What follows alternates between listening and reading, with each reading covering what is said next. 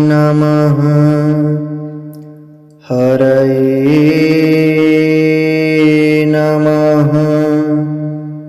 श्रीगुरुचरणकमलेभ्यो नमः। श्रीमद्भगवद्गीता अथ द्वितीयोऽध्यायः। श्लोक 12। न त्वेवाहं जातुनासं न त्वं नेमे जनाधिपाः न चैव न भविष्यामः सर्वे वयमतः परम्।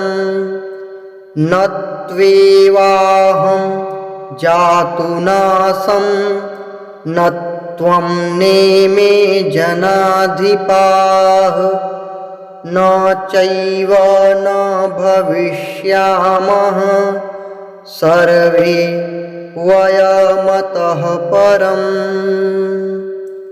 अर्थ: न तो ऐसा ही है कि मैं किसी काल में नहीं था, तू नहीं था, अथवा ये राजा लोग नहीं थे, और न ऐसा ही है कि इससे आगे हम सब नहीं रहेंगे।